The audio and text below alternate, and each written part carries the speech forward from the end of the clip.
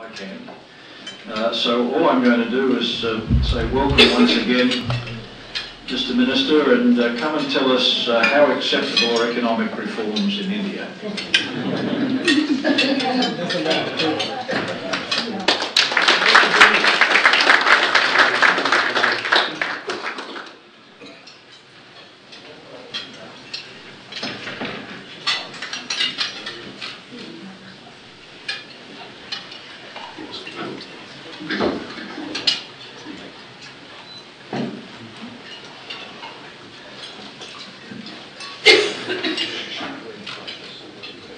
Thank you, Nick. Thank you for inviting me here, and thank you for being so short and brief as far as my introduction was concerned.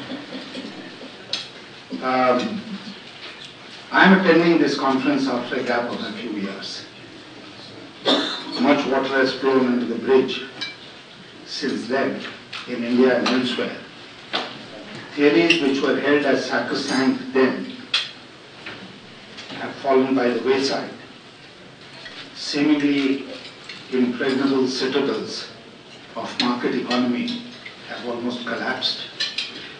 Economic power is inexorably shifting away from the Western Hemisphere. A new world is struggling to be born. We are truly at the crossroads of history. In India, we celebrated 2 decades of economic reforms last year. Today, 21 years later, one wonders whether these reforms have become acceptable to the people of India. Since every government in India, since 1991, has espoused the cause of economic reforms, an impression may have been created that reforms are now widely accepted across the political spectrum and among the people at large. This is an erroneous impression, further confirmed by recent events in India. When I was invited to deliver this speech many weeks ago, these events had not taken place. And I was wondering which subject I should pick up for this evening's discussion. Since acceptability of economic reforms at the political and popular level is a subject which has been bothering me for a long time, I decided to choose this subject for this evening's discussion. And to confirm this, I communicated this to the university on 3rd August this year. On August 15, the Prime Minister of India, speaking to the nation from the ramparts of the Red Fort in Delhi on the occasion of our Independence Day, lamented that his government was unable to spur economic growth because of lack of political consensus on many issues. He said, and I quote, "As far as creating an environment within the country for rapid growth is concerned, I believe that we are not being able to achieve this because of lack of political consensus on many issues," unquote. He went on to suggest, again quote, "The time has now come to view the issues which affect our developmental processes as matters of national security," unquote. It is well known that India is a late starter in economic reforms, that we did not embrace reforms voluntarily but under duress in 1991 in the wake of a severe balance of payments crisis. It's also true that economic reforms have led to economic gains which are palpable. Yet, as the Prime Minister lamented, there is lack of consensus on reforms. This is the main reason why the 21-year history of economic reforms in India has remained checkered. It has been an era of a stop, go, sometimes no go. The constituency for reforms is limited to the government of the day, the economic commentators, the corporates, and the English language newspapers. Most political parties remain staunchly opposed to economic reforms, and the people at large are ever ready to believe the naysayers or are at best indifferent. The latest events only confirm this view. Why have economic reforms not become acceptable in India even after 21 years? Let me analyze the reasons. Firstly, the East India Company's experience is deeply rooted in Indian psyche. This may sound strange, but it is true. All other foreign invaders came to India, conquered India, ruled India, and got assimilated in India. The British came to India in the name of promoting trade. They promoted trade not necessarily through fair commercial means, but often through conquest by force of arms. Until the British Crown took over governance directly, for about 100 years, India was ruled by a company. They exploited India economically and took away our wealth to their country. Conquest through commerce is therefore deeply etched in the Indian mind. So all foreign enterprises and foreign investment are looked upon with suspicion. Anyone who pleads for them, collaborates with them, is also looked upon with suspicion. Secondly, the majority of our people still live in utter poverty, misery, and deprivation. 65 years of independence and 21 years of economic reforms have made very little difference to their lives. There is a complete disconnect between the issues which are considered important in Delhi and the issues which touch the daily lives of the people in the hinterland of India.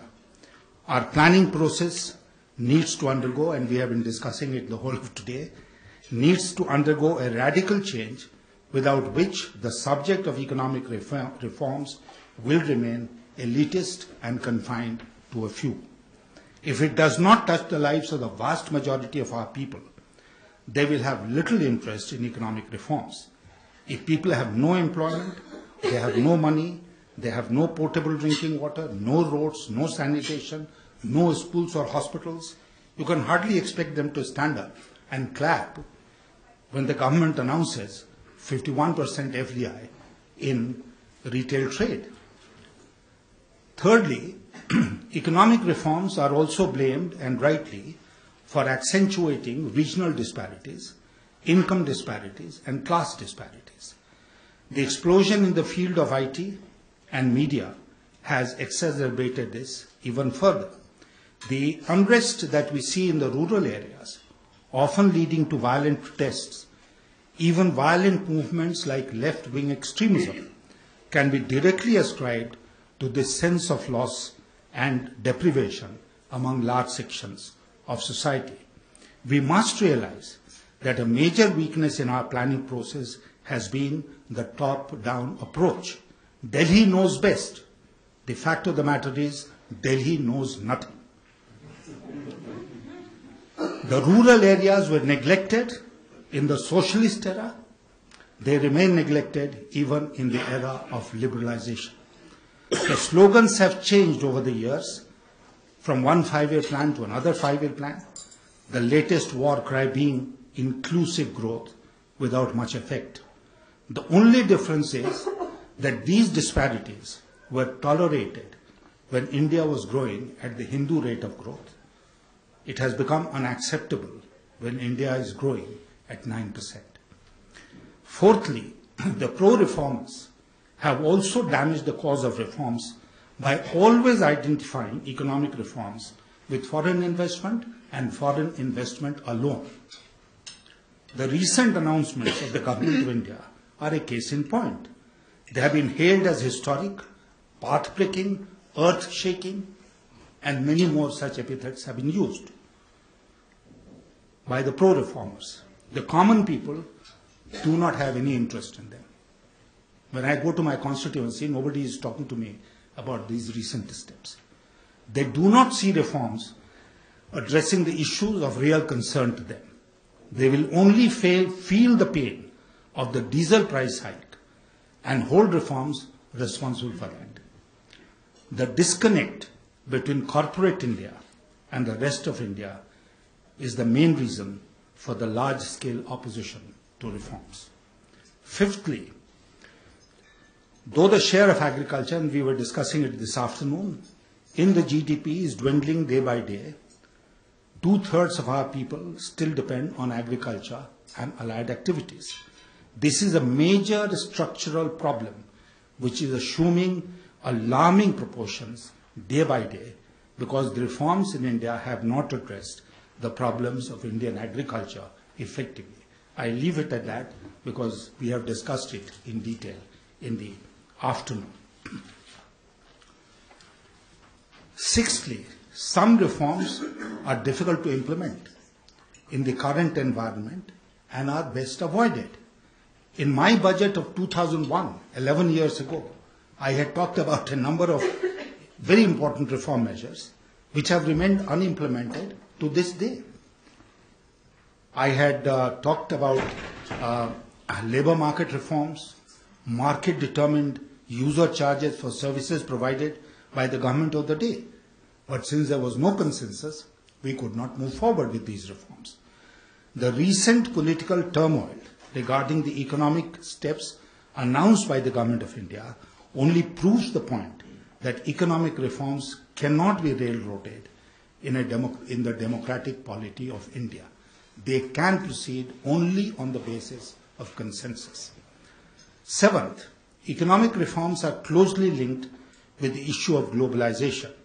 The terms of globalization are changing from being a one-way street to a two-way traffic between the developed and the developing countries, with the latter making investments in developed countries, transferring technologies to them, and emerging as centers of outsourcing of both manufacturing and services. These changing terms of globalization are creating a sense of disquiet in the developed world. So if somebody in Germany in the heat of election says, Kinder, nein, Inder, our own children and not the Indians. Or President Obama here talks about the evils of outsourcing and promises to curb this practice. It raises deep apprehensions in the minds of the people in the developing world.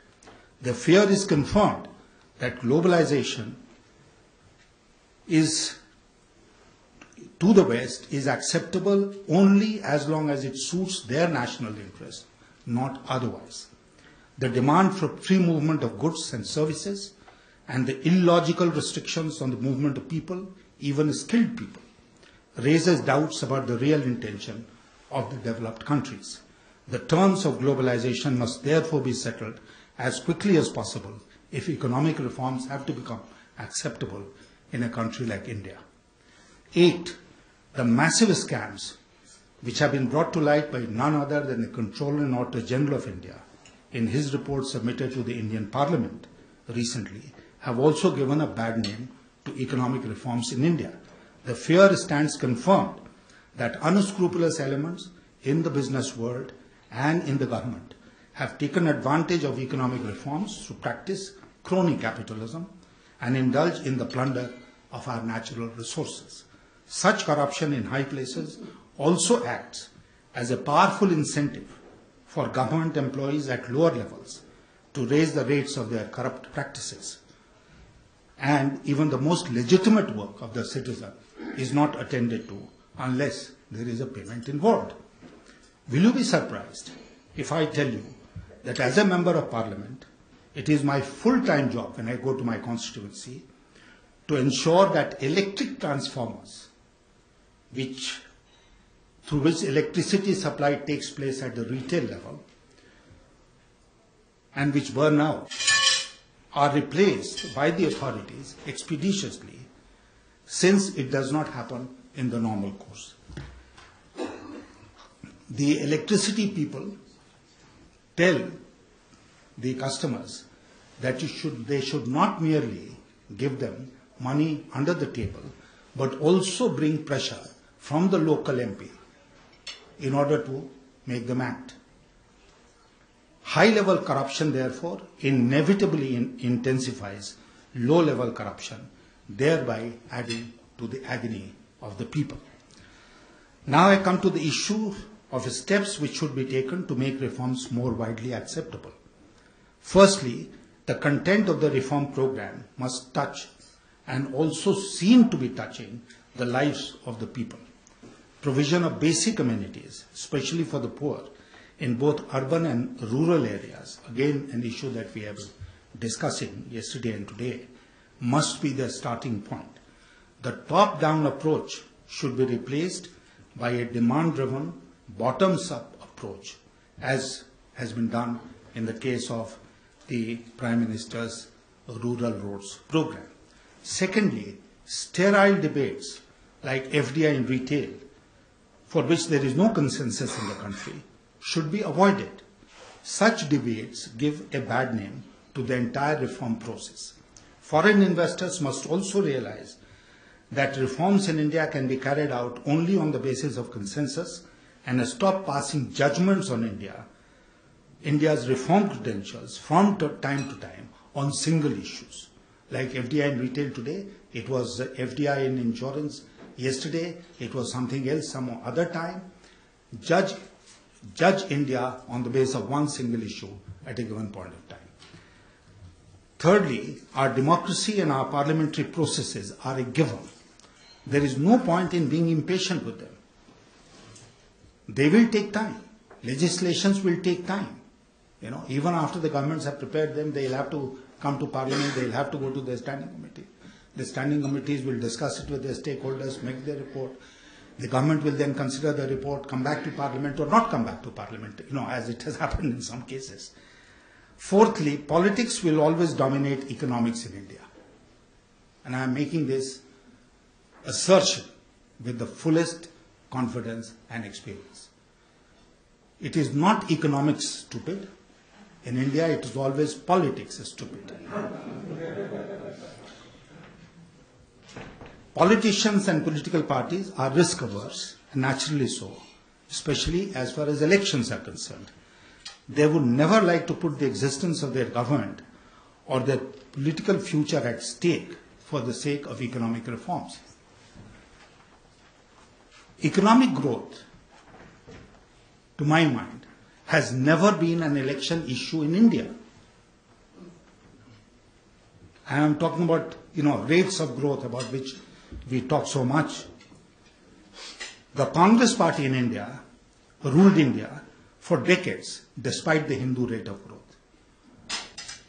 And sometimes I feel that I may have been single-handedly responsible for the defeat of my party in 2004 elections, because of many of the steps which I had taken. And I can never forget the lessons that I learned in that election, which I personally lost. During my tenure as finance minister, I had raised the prices of kerosene oil from rupees 250 a litre to rupees 950, 9.5 rupees per litre.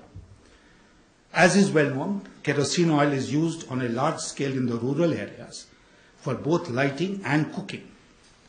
When I went campaigning in a remote village in my constituency and asked an old woman to vote for me, she said that was fine, but was I not responsible for raising the kerosene oil prices, which has made her life difficult? Surjit Bhalla was mentioning the fact that as finance minister I reduced interest rates by 500 basis points. I also feel very happy about it. Yet it became a major liability for me in my own election, in my constituency, because my constituency has a large number of coal mines and workers who work in the coal mines. And they felt cheated because the return on their provident fund through interest had declined, and any amount of explanation that I would give about real interest rate, reduced inflation, this, that and that, failed to wash and fell on deaf ears. My opponents, cooperators of Comrade Sitaram Yechuri, were successful in painting me as the real culprit and managed to get away with it. If I had done nothing of the sort, I surely would have been perhaps better off. The National Highway Project is regarded as the high point of the NDA government's achievement. Yet, and even I'm sure NK will be surprised, yet will you be surprised if I told you that in 2004 general elections, the NDA lost all the 14 seats that we held along National Highway number 2, which connects eastern India with the northwest of India. All the 14 seats we lost, including my own. But does this experience, after having made the point that reforms don't necessarily translate into votes, does this experience diminish my commitment or the commitment of my party to reforms? The answer is a resounding no.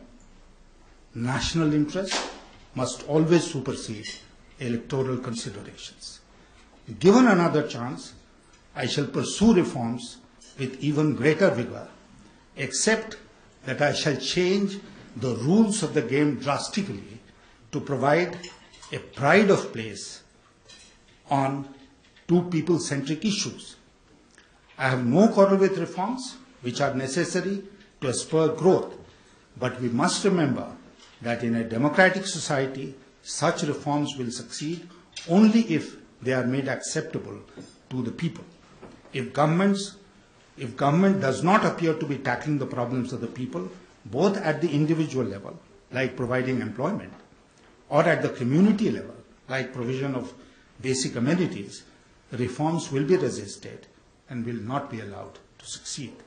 The trickle-down theory, the top-down approach, the one-cap-fits-all stand discredited. What is needed is a detailed and direct intervention by the state to remove poverty, deprivation, disease, and ignorance in order to make the process of economic reforms comprehensive and more widely acceptable. In order to ensure this, we must change the language and the terms of discourse of economic liberalization and globalization. The definition of economic reforms must change to include time-bound programs of fuller employment, not necessarily of the Narega-Marega type, and provision of urgently needed basic amenities to the people.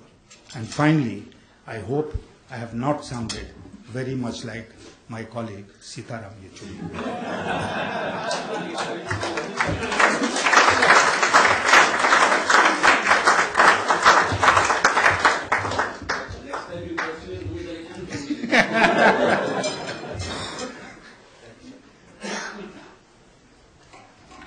Well, let me state the obvious. That was a superb speech.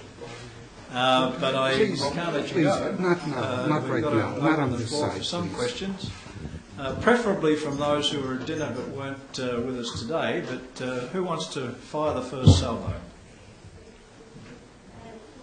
Angie. The examples you gave us from reform were always on the losers, that there were losers from reform, and they're the ones who then have an effect on the next election. But we know that there are also people who benefit from the reforms. And it seems that, if the beneficiaries obviously have been much more, the poverty rate has come down quite significantly, there has been growth in the economy, and it seems to me to have been a massive failure that we haven't been able to convince people of the benefits of reform. Why is that, and what could we do about that? As I told you, there is no doubt, I myself said that it has led to economic gains which are palpable. Everyone can feel them, they are reflected in the figures. But I represent a very poor, poverty-stricken constituency of Jharkhand, which has separated now from Bihar. We don't even have the advantage of Nitish Kumar. But I'm not merely talking of Jharkhand. You look at Rajasthan, you look at Madhya Pradesh, you look at Chhattisgarh, look at West Bengal, look at Assam, look at Orissa. These are the famous backward states of India. And you know this, that they're so deprived.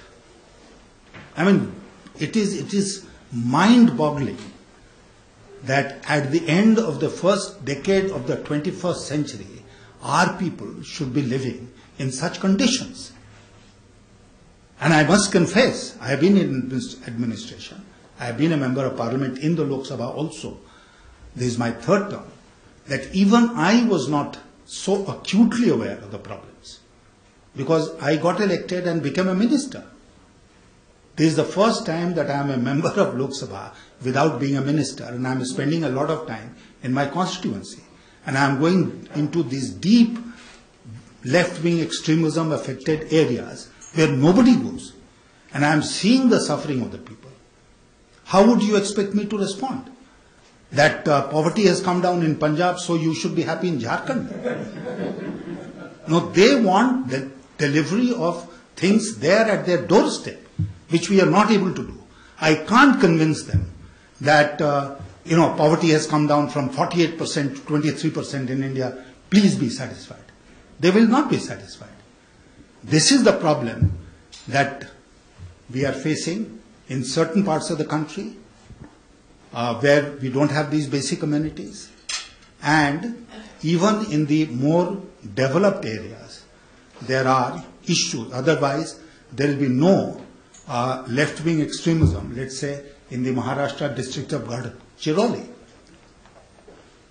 where it is spreading its tentacles. So economic reforms, to my mind, have been lopsided, and as I said, they have even added to the regional disparities. And with television in almost every household in India, they are seeing the good life, and they want to lead that good life themselves. This is what is accentuating this feeling of loss that the people have. We were a little puzzled, if we recall, that Mr. Digvijay Singh, who seemed to have done so well for his state, was not re-elected. Or Chandrababu Naidu, for That's that. exactly right. Yeah, In exactly right. Andhra Pradesh. Who's next?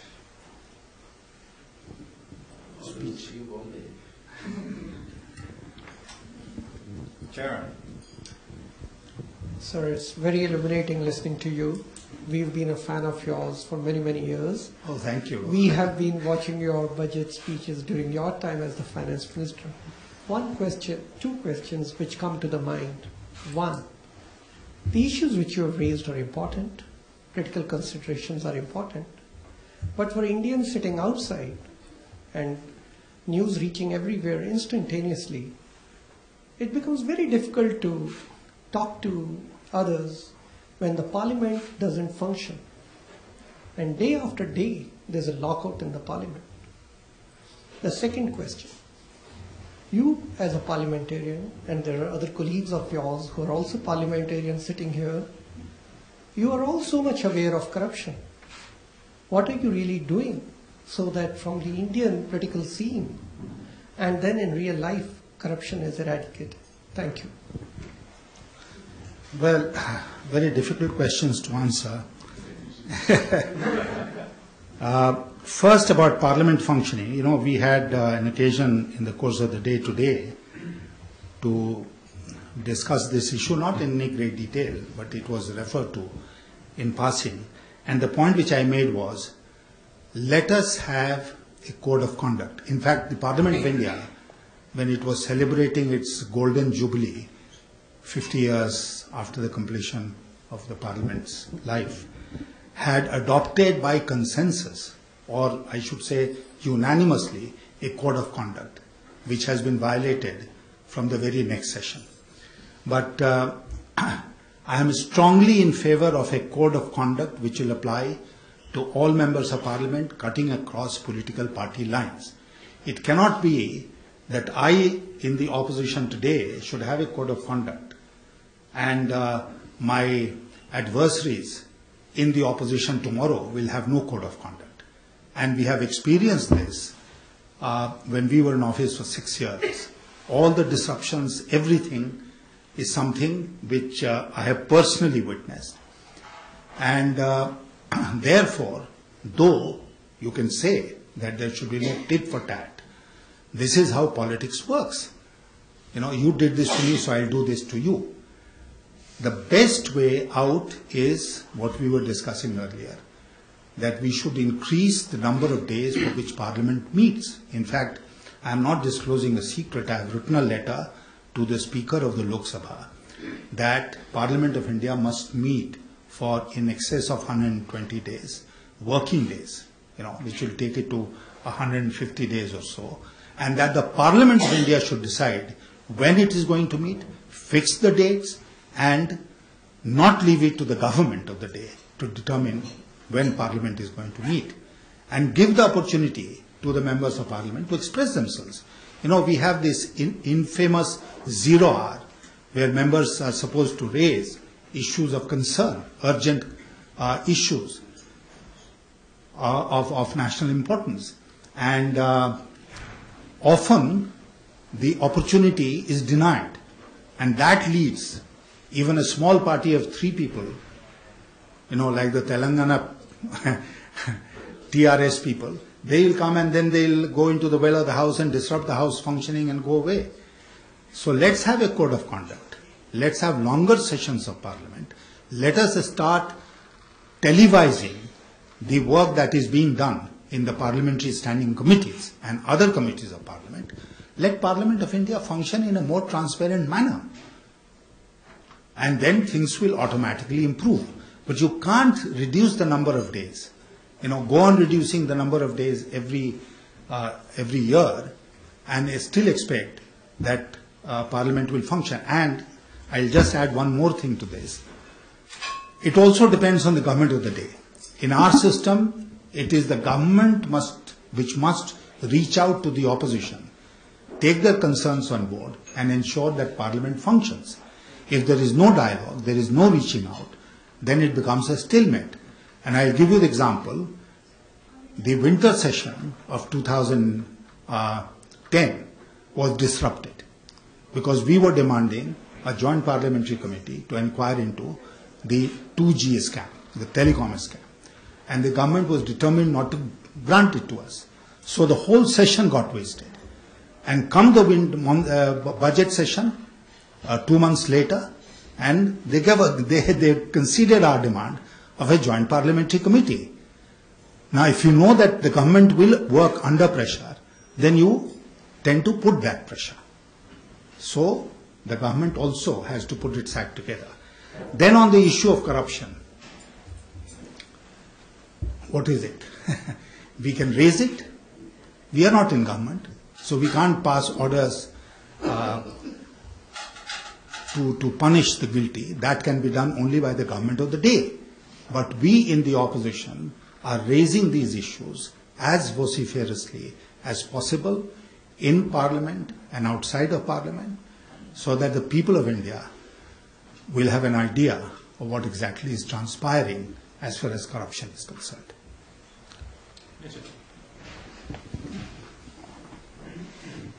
I wanted to follow up on your answer to Anjani's question.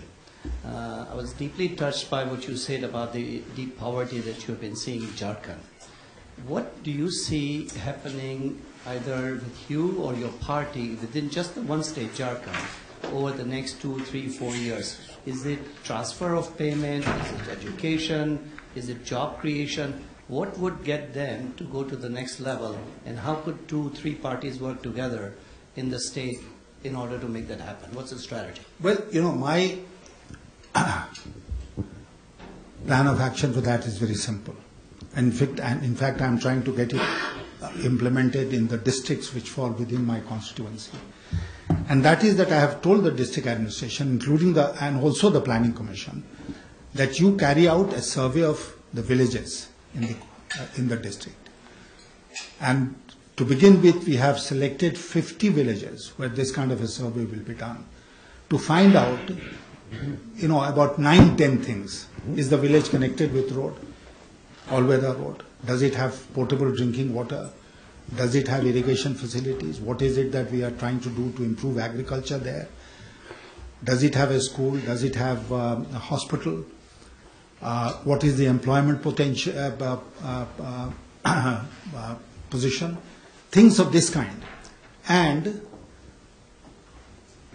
in fortunately or unfortunately, my entire constituency falls within the definition of left-wing extremism affected area.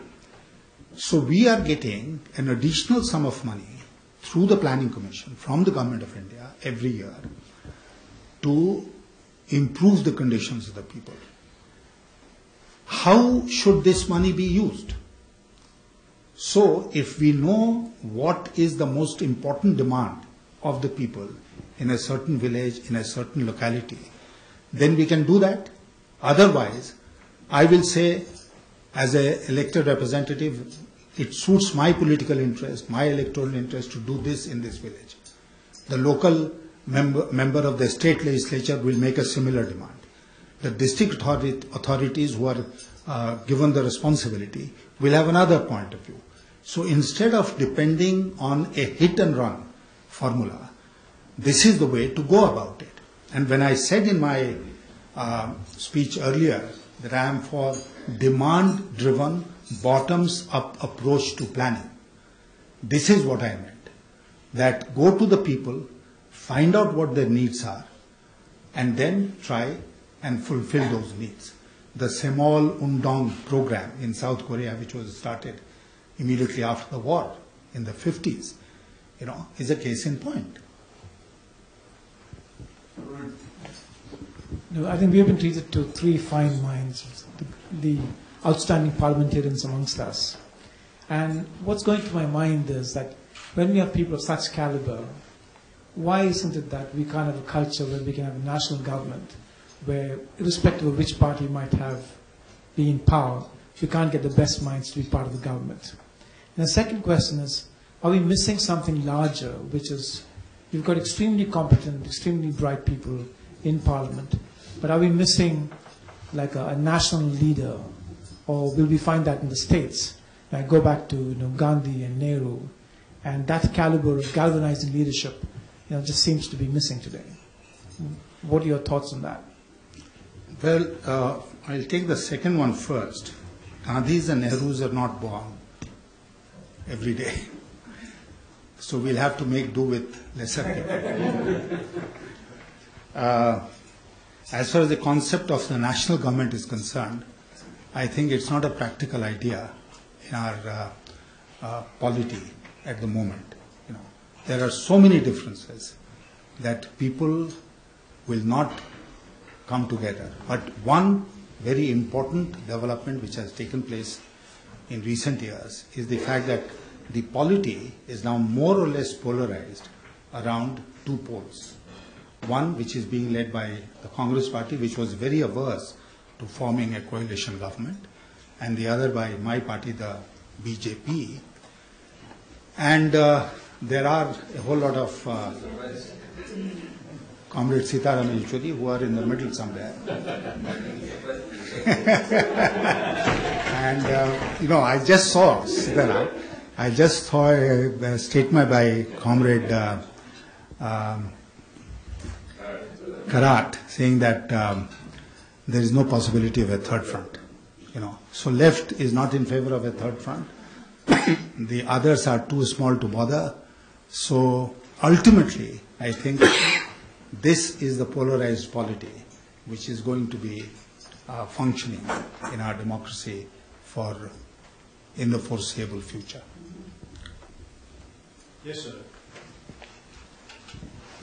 Coming back to your earlier statement, polarized between BJP and Congress.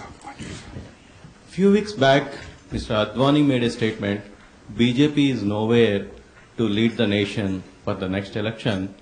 And we can see that a lot of regional parties are forming the governments in the state where BJP is losing considerable mass base. So how do you address that, your earlier statement and support? This statement that is supposed to have been made by Mr. Advani is a complete misrepresentation of what he said, because the media picked up just one part. Like this joke about the Pope that Sitaram was saying earlier in the day. He said there are two poles, but if a third front emerges and the third front forms the government, that government will not be durable. this is what the experience of India suggests. That was the point that he was making. He never said we don't deserve to be in power and we are not going to get into power. No, he didn't say that.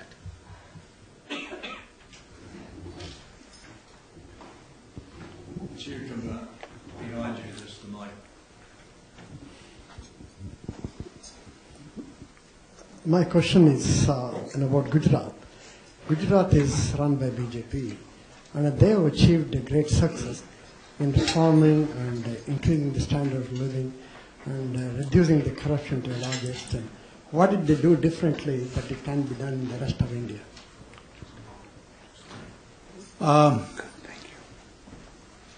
Gujarat is no doubt a great success story.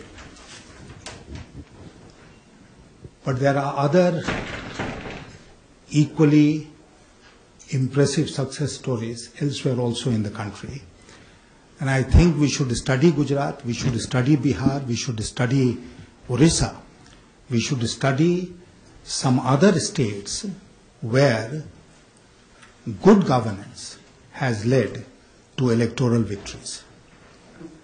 That's very important, because the burden of my presentation today was that economic reforms and good governance have not always led to electoral victories. They have done things differently.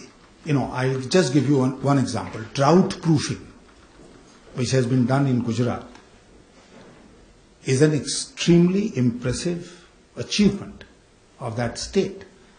And when Ashok Gulati was giving us a presentation, I was an MK. We were very gratified to notice that some of the highest rates of growth in agriculture have been achieved by the NDA ruled states, because they have gone about it in a different way. And they have not left everything to God, to rain, to the farmer. They are helping the farmer, and that really is the way to proceed, because the point was made, and I entirely agree, that unlike in China, in India we did not start with reform of the agricultural sector. That should have been the beginning. But again, perhaps the top-down approach was what was needed.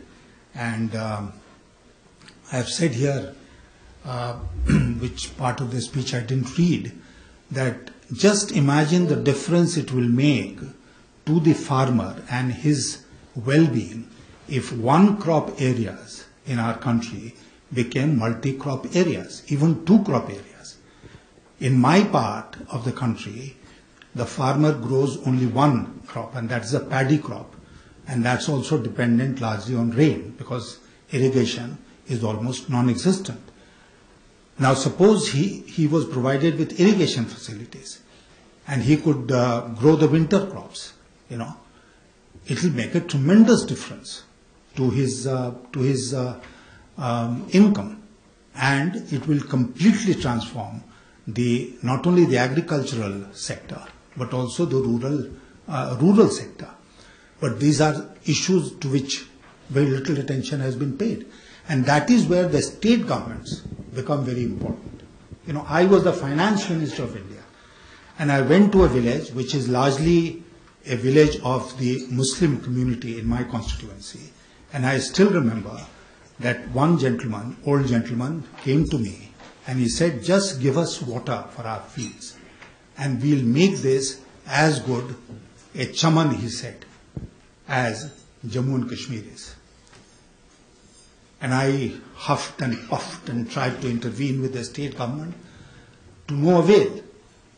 That village is still not provided with irrigation facility until today. Why? Because I was only the finance minister of India. If I had been the chief minister of the state, I could have ordered the officials to do it the next day. That is the power that a chief minister enjoys. And so a chief minister today can make the difference. You're quite right. Such a difference has been made in Gujarat and other parts of the country. Now, Shri, you have the last question. So if an election was called in the next 3 months, would the NDA go to the country with a reform program? And if so, what would it espouse? Yeah, of course. We'll go with our manifesto, which I'm sure will have a very well-defined reform program. May not include FDI in retail. That's another matter. But we'll certainly, I am very proud of our record when we were in government on the reforms front, and I'm not at all apologetic about it. And reforms were not raising diesel prices through administrative means. Reforms were like the FRBM Act. Reforms were like deregulating the petroleum sector. Reforms were like passing the Electricity Act of 2003. Reforms were like improving infrastructure. Reforms were like encouraging housing. Those were real reforms. They were not merely administrative steps of raising diesel prices and saying, I'm a great reformer. Sorry. And we'll do real reforms, I can assure you. Thank you very much.